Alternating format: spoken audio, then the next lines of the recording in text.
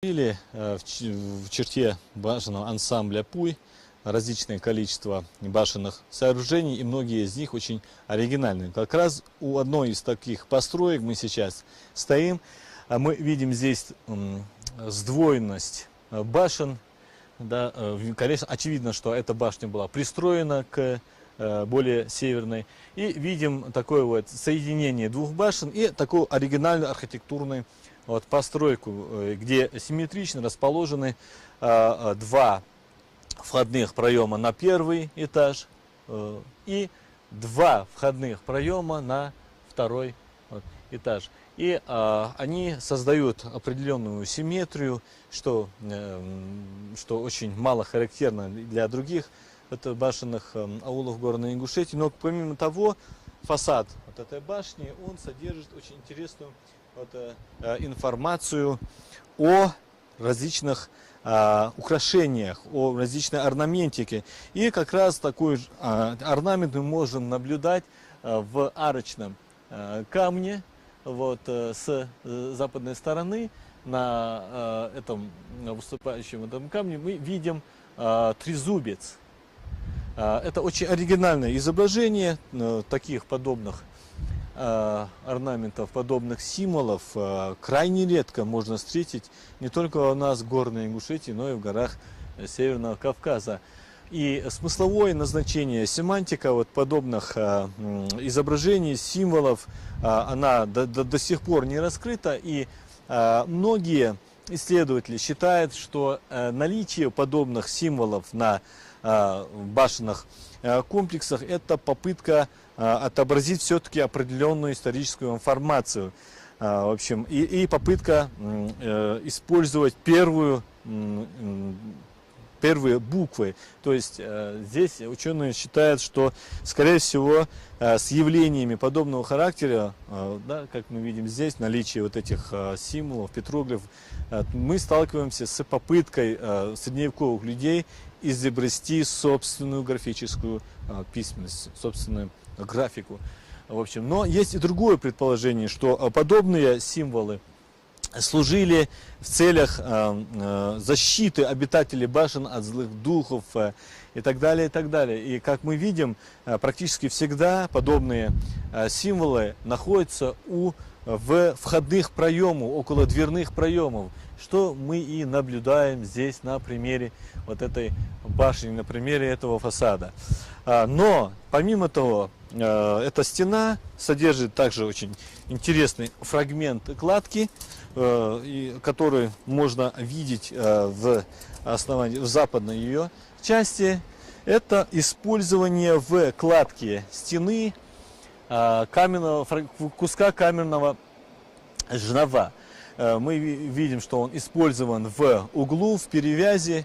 В центре мы видим округлое отверстие. Это тоже очень интересный момент, так как подобные приемы строительства можно наблюдать и на нескольких башнях в Горной Ингушетии, и здесь, в Таргимской котловине. Однако раскрытие семантики данного явления сегодня достаточно проблематично. Однако мы знаем, что использование каменных жерновов документировано в подземных склеповых, так называемых катакомбных сооружениях Алан. То есть очень часто входная камера, входная часть в погребальную камеру Алан, она очень часто бывала прикрыта в том числе и каменными жерновами. Здесь можно проводить определенные аналогии, однако говорить какой-то четкой определенной связи между этими двумя историческими явлениями достаточно сложно. Поэтому для архитекторов, для искусствоведов, то есть для тех, кто занимается архитектурой Ингушетии, Горного Кавказа, подобные элементы строительства являются большой головоломкой и предметом для будущих исследований. Дальше мы пройдем и по другим улочкам башенного аула Пуй и постараемся разглядеть в системе кладки другие подобные камни с изображением петроглифов, орнаментов и других символов и изображений.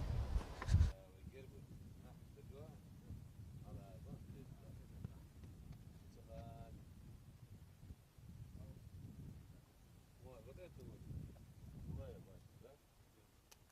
Везде. А там второй этаж Только для повесить. содержания невольников, пленников. Эти были. Первый этаж, далеко, да. Да их она была, там, видите? Так, Ради выкупа или... разумеется, Да, ради выкупа только так. Иногда те, кто осаждались, пошли. Как мы и говорили, жилые башни архитектурного ансамбля Пуй изобилуют вот такими вот различными орнаментами, петроглифами. На этой западной стене этой жилой башни, первого этажа этой башни, большое количество этих петроглифов и орнаментов. Пожалуйста, вот здесь в основании этой стены можно видеть триквестры, которые были изображены путем использования штукатурки. Затем дальше по периметру, по этой линии идут другие символы. Это кресты и солнечный круг. Изображение круга, с которого символизируется культ солнца. Вообще все вот эти изображения, этот триквестр, и вот эти кресты, и этот круг, они являются элементами солнечного культа солнца, да, что было характерно для язычества. Вообще изображение подобных элементов встречается очень давно, и география распространения обширна, начиная с Ближнего Востока, заканчивая Европой, Кавказом. И наши предки также пытались изображать подобные элементы на фасадах своих башен. И как мы видим, в том числе и на этой башне, в изобилии они использованы именно у входного проема. В данном случае у основания кладки этой стены. И дальше подобные же элементы мы видим на арочном монолите, который перекрывал вот этот входной проем. Здесь мы видим изображение триквестра. Здесь мы видим изображение триквестров с левой стороны, вот в центре и также вот сбоку. Но здесь не сохранилось. Мы видим, здесь образовался скол. В общем, и круг, и некоторые вот эти вот завитки, они не сохранились. То есть вся вот эта арка состоит из вот этих вот триквестров. Мы все знаем, каждый ингуш, каждый житель нашей республики, да и не только нашей республики, знает, что вот этот символ, этот триквестр, он изображен на государственном флаге нашей республики. И в древности и средневековье подобные символы обозначали рождение и смерть Солнца. То есть Солнце, вот это круг диска, это Солнце, а это его лучи. И вот это то, что они завернуты в одну сторону, говорит о его постоянном вращении. То есть Солнце все время рождается и умирает, то есть ночью это умирает, утром оно возрождается. То есть оно все время идет в вечном движении по небосклону. Вот, поэтому вот и наши предки пытались использовать эти солнечные символы в кладке стен и украшении своих вот фасадов. В определенной степени можно говорить о том, что эти же символы использовались нашими предками, в том числе и в качестве оберегов апотропеи.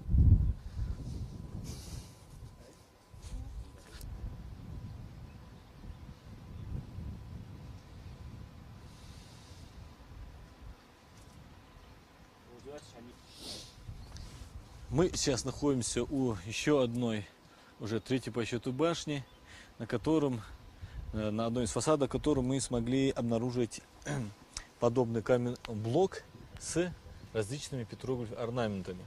В центре камня мы видим повторение того же символа, что и на других остальных башнях. Это изображение триквестра. Однако правее от этого символа, от этого изображения, мы видим достаточно сложную по исполнению замыслу, достаточно сложно по замыслу изображение. Что здесь можно видеть? Здесь можно видеть направленные по вертикальной линии вверх-вниз такие вот волнистые линии. Известно, что подобные волнистые линии, они изображались для того, чтобы как бы отобразить свои художественные графике, художественной работе змей. Как мы знаем, в многих народов мира змея считается символом благополучия у большинства народов.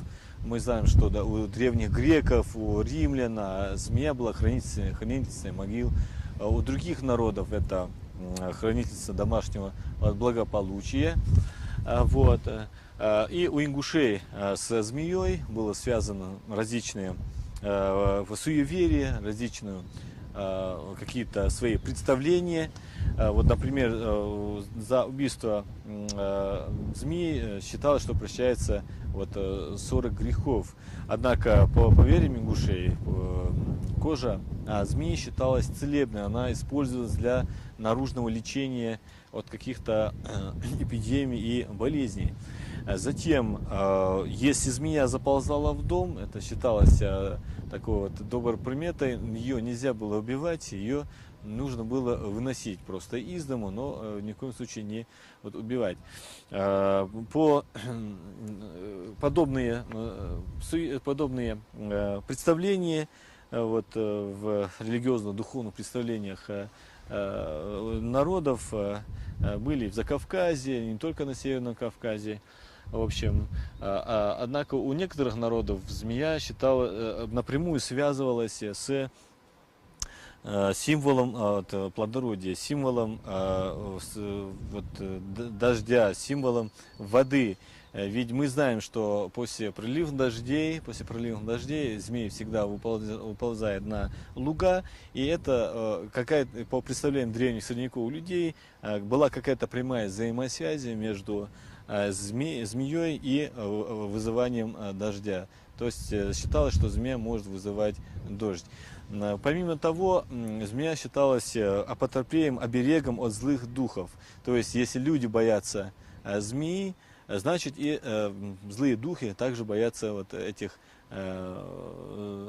змей. Поэтому люди пытались изображать эти змеи на орнаментах своих башенных конструкций в виде такой зигзагообразной линии. Как мы заметили, именно это изображение находится также справа от входного проема. То есть вся лицевая входная часть жилых башен, как правило, украшалась различными символами, оберегами, апотропеями. Однако смысловая нагрузка, смысл изображения, которое мы видим в правой части, в крайней правой части, он достаточно усложнен. Мы не видели подобных каких-либо изображений на других башнях Горной Ингушетии, да и не только Горной Ингушетии. Мы видим здесь вычерченный прямоугольник вдоль правой линии. Мы видим насечки горизонтальные, раз, два, три. И у левой линии вертикальной мы видим подобные насечки, раз, два, три. То есть по 3 насечки вдоль каждой линии. В верхней части мы видим изображение перевернутого знака буквы П.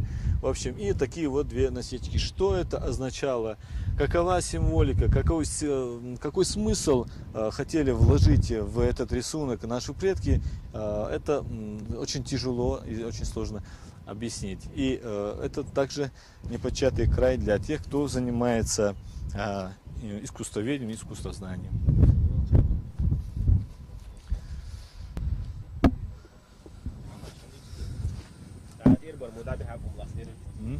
شو على اللي قاعد تشتغل اللي قاعد جيجنا Олег, да? اللي قاعد Взял,